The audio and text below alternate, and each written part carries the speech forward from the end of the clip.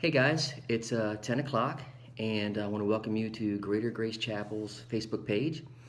And even though in Lynchburg we did not get as much snow as they were saying we were going to get, we did get a lot of ice.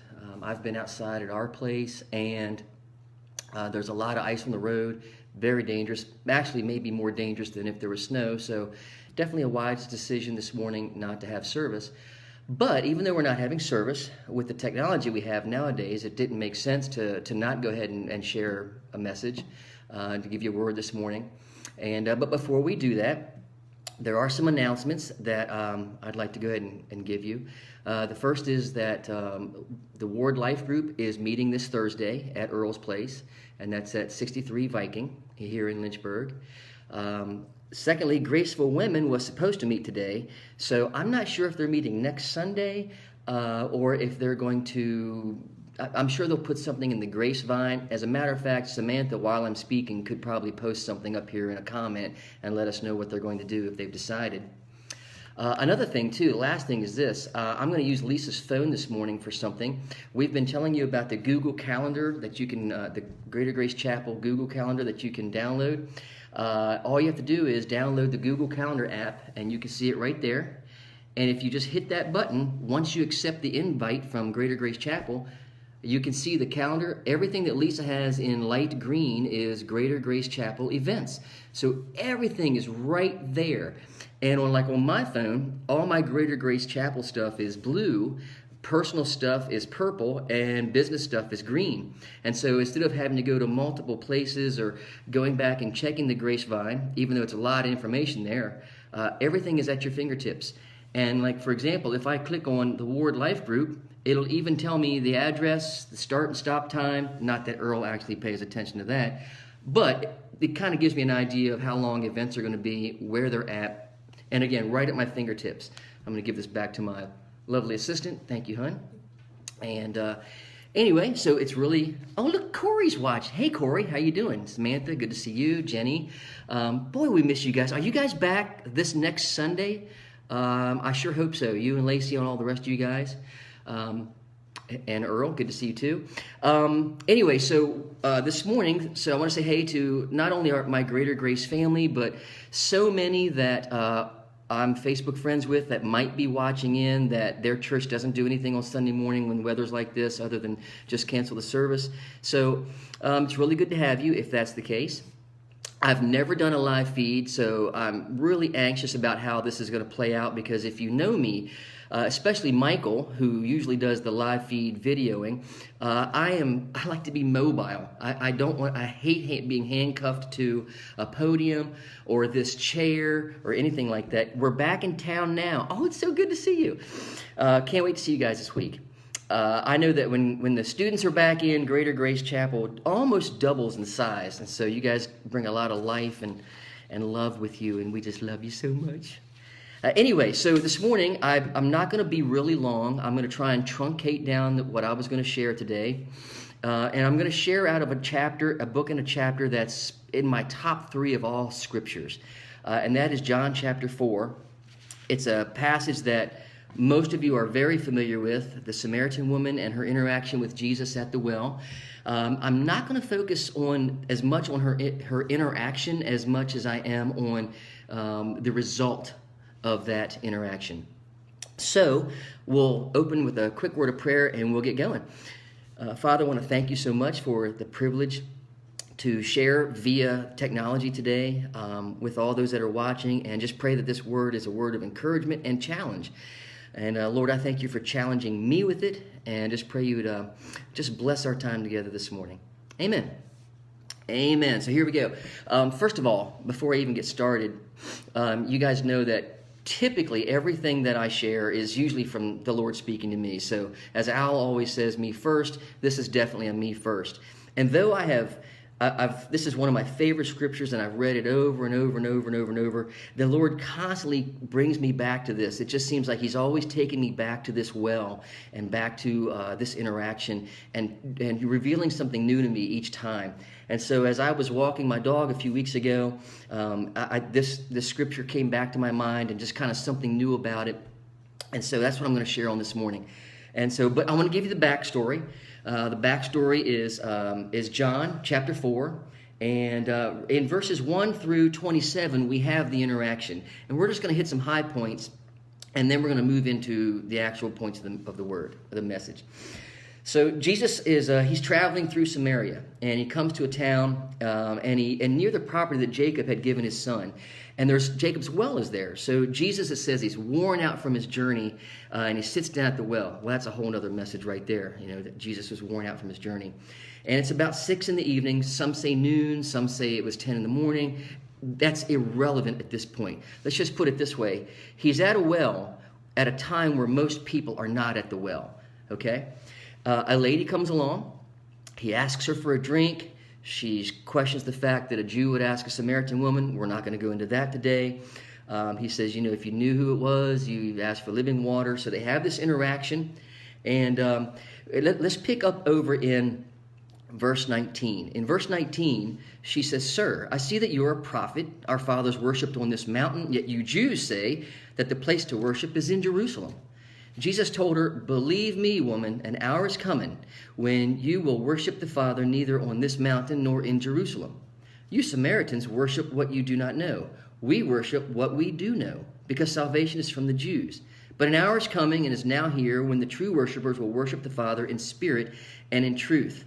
Yes, the Father wants such people to worship him. God is spirit, and those who worship him must worship in spirit and in truth." I think one day I'm going to use that passage to talk about the truth that we need in lyrics that we worship to in church. I'm not going there this morning.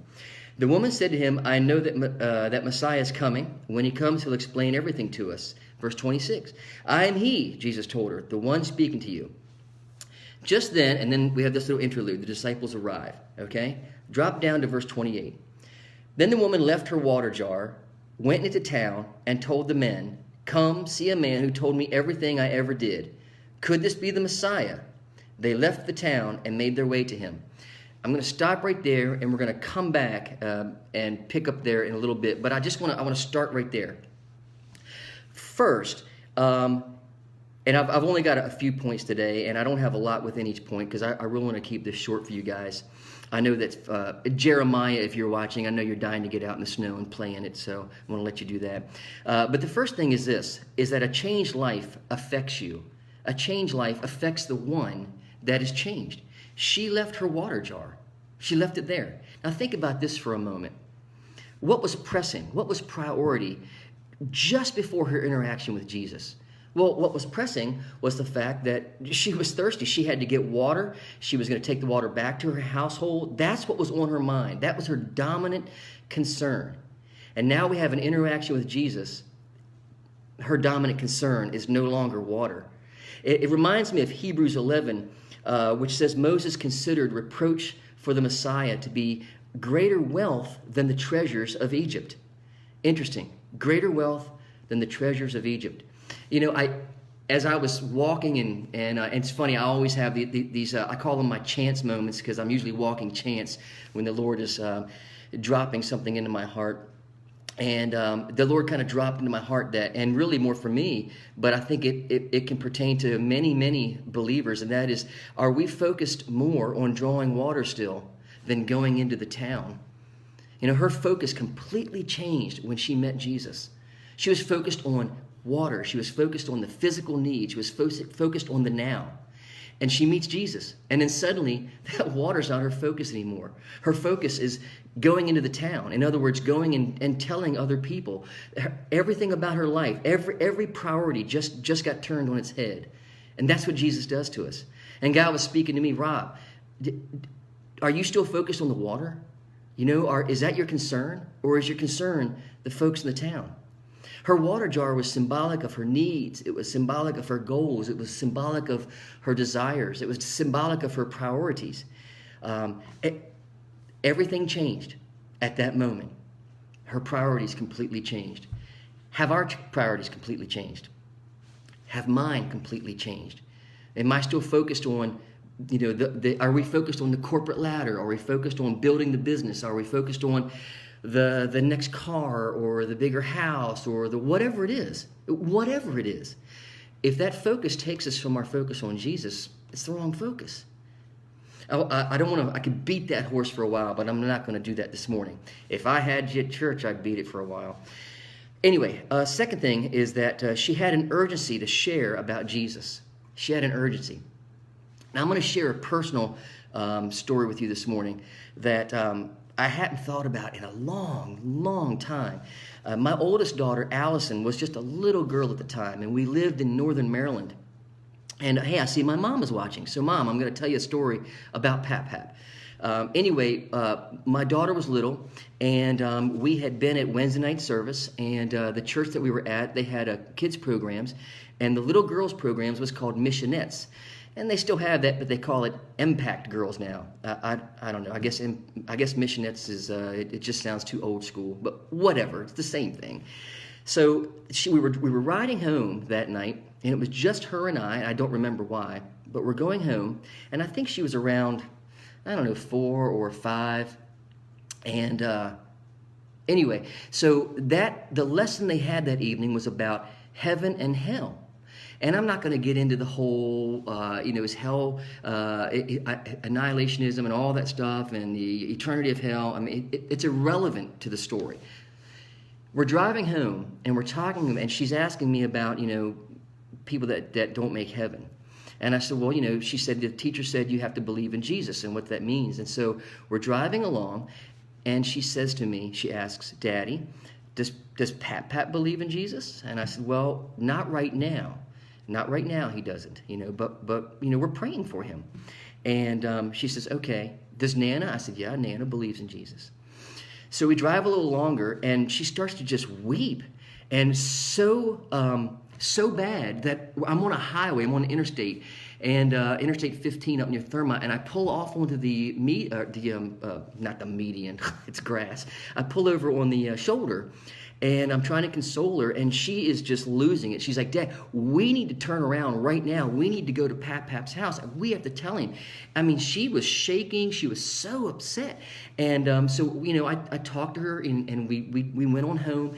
But I laid in bed that night, and I thought long and hard, not just about, obviously my dad's spiritual life and where he was at that time, but I thought really hard about those around me that I interact with every single day on job sites and at the workplace. And I was thinking, my goodness, if I had the same passion that my little girl had, wow, I could change the world. This is the passion this woman had.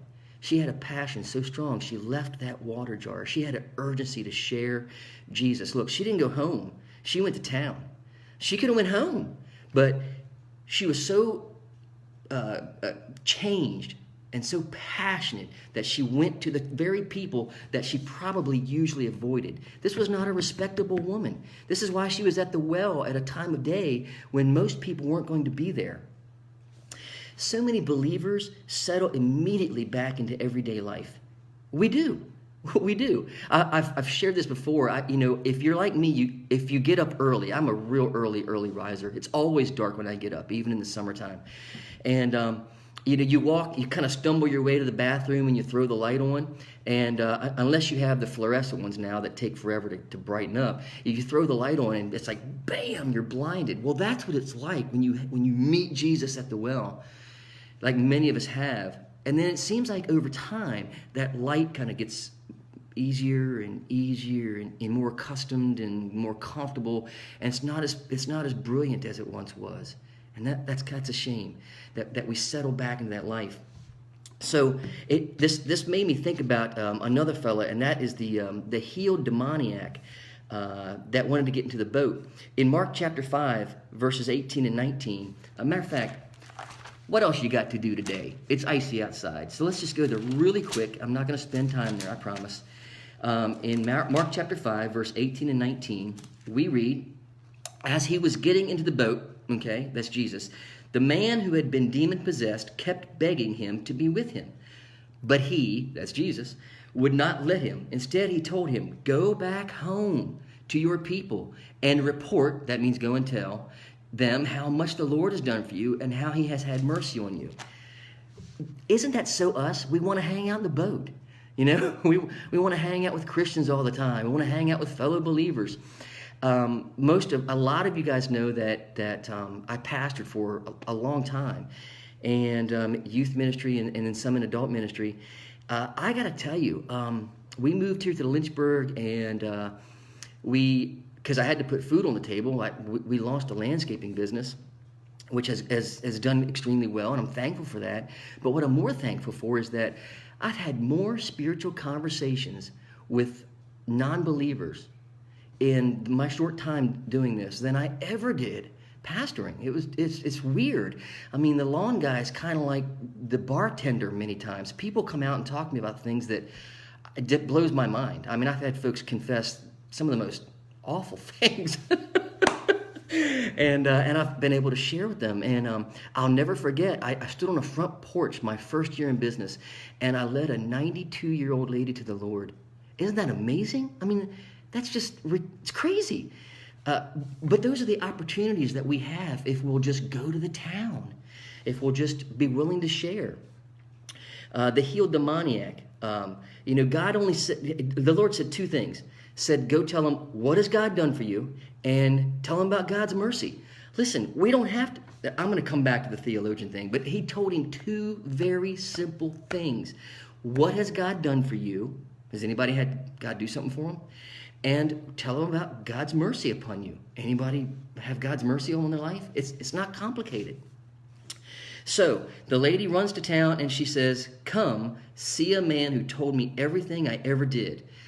There's probably a lot more to the conversation that happened at the well than what we are privy to, because he didn't tell her everything she ever did in the conversation we have. So there's probably some more to this. But the bottom line is this. The question is, who am I saying come and see to? Who are you saying come and see to? The Lord he calls us to do the very simple thing. Come and see. Could this be the Messiah?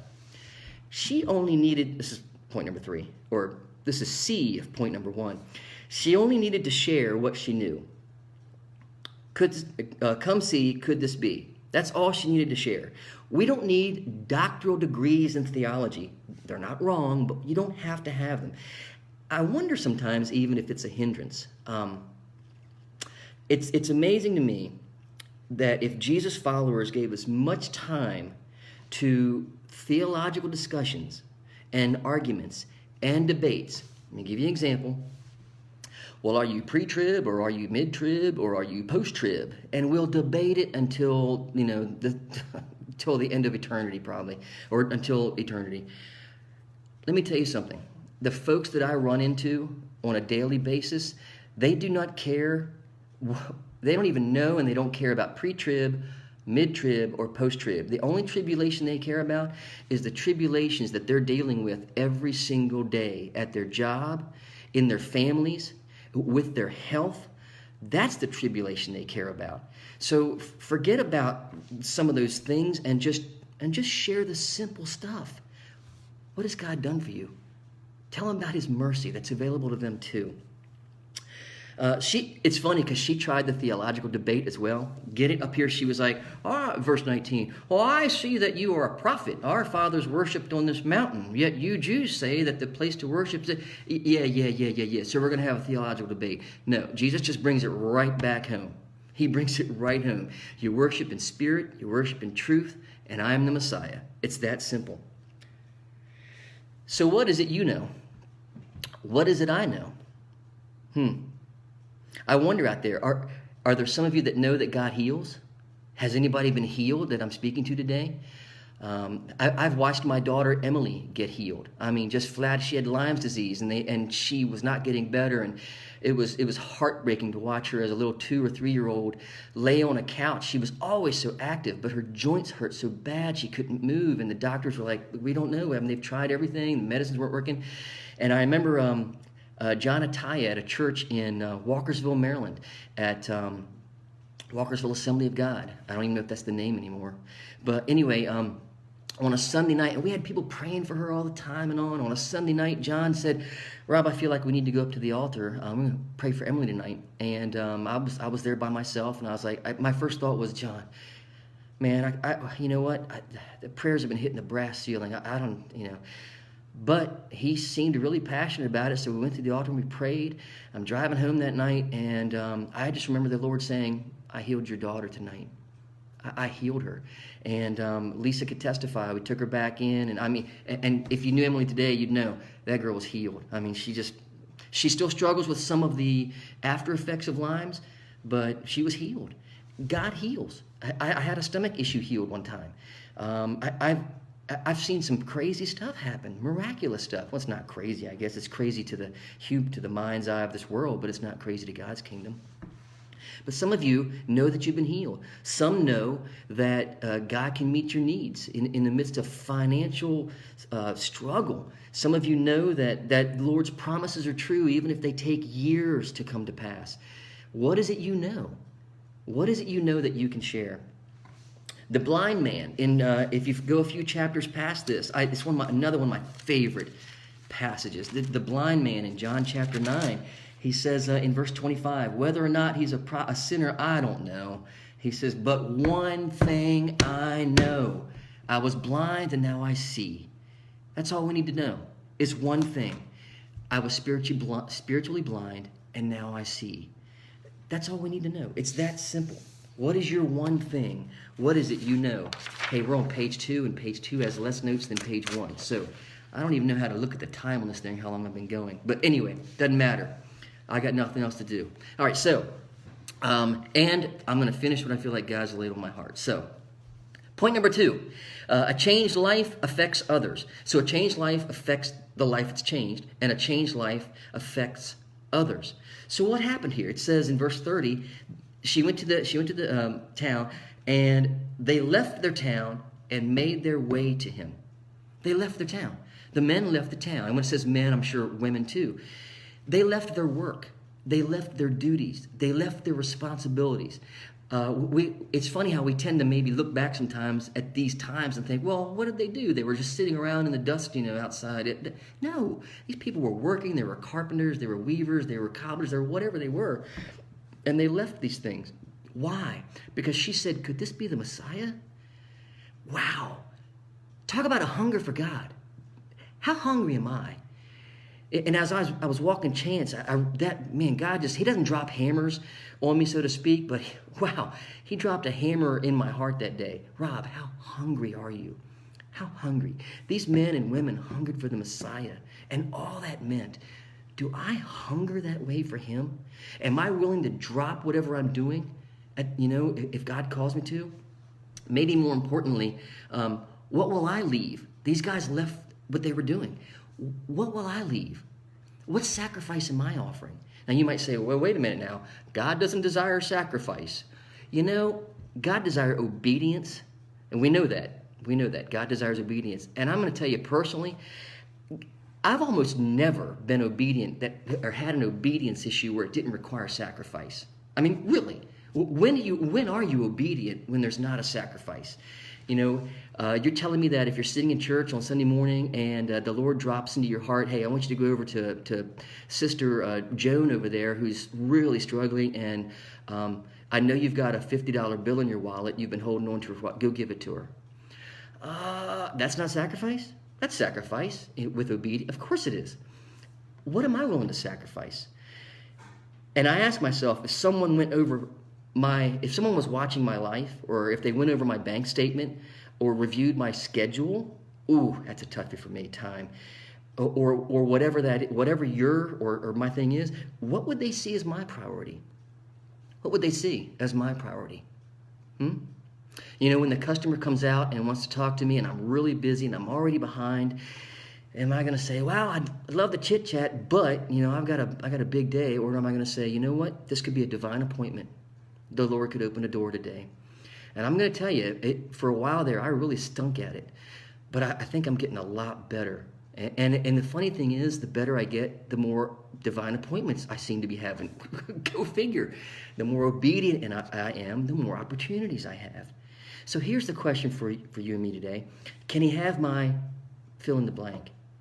Can he have my dreams? Well, there's a bad glare on my glasses. I just noticed that. Sorry, everybody. It is what it is. Can he have my bitterness? Can he have my family? Can he have my money? Can he have my time? What is my water jar? Ooh, yeah, that's exactly what he asked me. He's like, Rob, what's your water jar? What's become your water jar that you need to leave at that well? My water jar has been time. And so that's why this past year, and I've shared with a few people, even though our business has almost doubled every single year since we launched it in 2012, this past summer, I made the decision to chop it almost in half. We've sold half the equipment off, doing less work. I want more opportunities to interact with people. And I had a great one yesterday. I had a customer contact me and asked if I could come get her Christmas tree out of her house. Really? So, and it was a drive there, and I had to take the truck, and I'm thinking, you got to be kidding. So, but could be a divine appointment. So I go there, and when she opens the door, I realize something's going on with her health. Well, come to find out, she's going through chemo. She's got pancreatic cancer. I spent an hour. No. I invested an hour there. Man, what a blessing. And I'm so glad I went. And I'm so glad I had the wiggle room to say, you know what? It could be a divine appointment. Let's go and see. And I'm not going to share personal stuff about it, and she may be watching, but, and if you are watching, you know what? You touched my heart yesterday. And hopefully had a chance to just touch yours a little bit too. So, love you. And we'll be continuing to pray for you. So, what are we willing to give him? I'm going to step on somebody's toes right now, and so be it. But you know what? One of our elders, Earl, he and I got to talking one day about church, and I said, the problem is that I've always told my kids, church starts Saturday night. What do you mean? Well, if you stay up till 1 or 2 in the morning watching some movie or you're out, the odds are you're not going to church Sunday morning. Or if you do go, you're going to be half asleep. The problem is that too many folks wake up and say, do I feel like going to church today? Now, I'm not saying you have to be in church as a believer. Well, obviously not. I mean, do you need to be baptized? The guy on the cross, the thief on the cross didn't. But when you're not in church, it's not just that you miss out, it's all of us miss out. I mean, God may have a word of encouragement for you that you're supposed to give me today. And you're not there to give it to me. Believe it or not, I look forward to seeing a lot of those mugs on Sunday, You might not think you're all that good looking, but you're beautiful to me. And I love interacting with you. I work alone a lot, unless I am with customers. And so I love that interaction with you. You're family. And when your family's not there, can you imagine someone missing at the Thanksgiving table on Thanksgiving Day, for Pete's sake? Don't bail on your family. Make it a priority. Okay, all right, getting preachy. I'm going to move on. A changed life affects others. Her testimony must have been compelling. It must have been compelling. How compelling is my testimony? Do others recognize Christ in me? Or am I a chameleon? Do I easily blend in with the world? When I lived in Farmville, I would go down the hill. And before you got into the north end of Farmville, there was a little gas station on the left. I think it is there still, but I think it's changed hands. Anyway, there was a little gas station there, and there was a fellow that would sit in the booth, and every time I'd get gas, almost every time, he had a funny way of talking, and I'm not making fun of him. I loved it, but he'd go, "Oh, you sure are a happy little fella." And so, he would say that. And so finally one day I was like, this guy, like, he's noticing something. So I'm just going to go there. So, he's like, you whistling today, you happy again today? And I was like, well, let me tell you why I'm happy.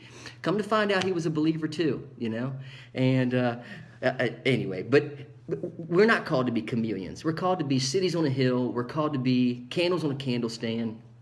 We're called to be that thing that stands out.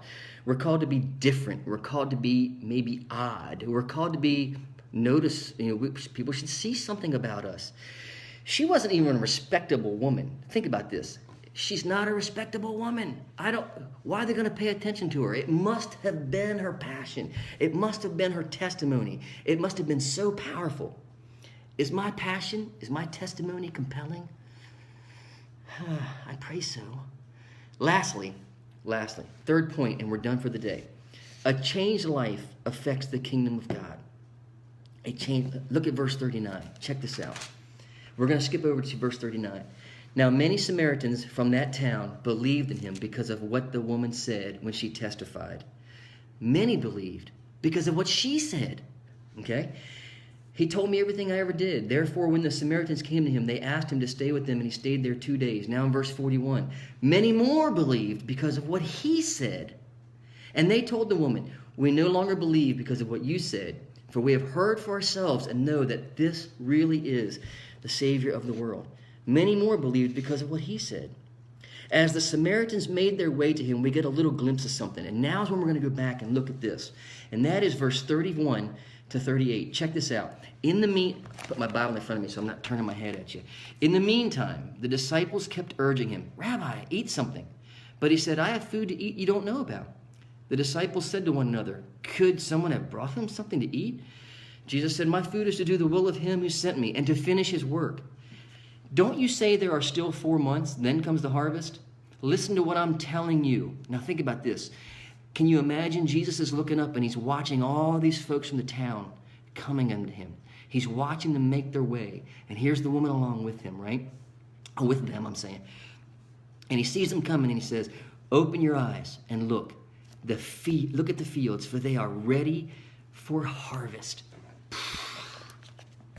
Listen, I'm telling you, today, January, is it the 13th, 2019, today, 2,000 years later, the fields are still ready for harvest.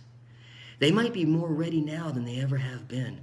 There is more depression and loneliness and grief and suffering, and there's so much bad and negative in the world. So look at your Facebook feed, for Pete's sake. The fields are ripe for the harvest. But the thing is this, you and I, we need to live lives that back up our testimony. People can see right through the phoniness. They don't want it. They've had enough of it. They've seen it for too long. Some of them were raised in houses with it, where we act one way on Sunday and we live another way through the week. That changed life is a compelling testimony. And nothing harvests like the compelling passion of your changed life. I think I'm going to close right there and just say thank you so much for joining us. Stay safe out there. We'll see most of you guys next Sunday. I especially want to welcome back a level of new students, but the rest of you adults as well.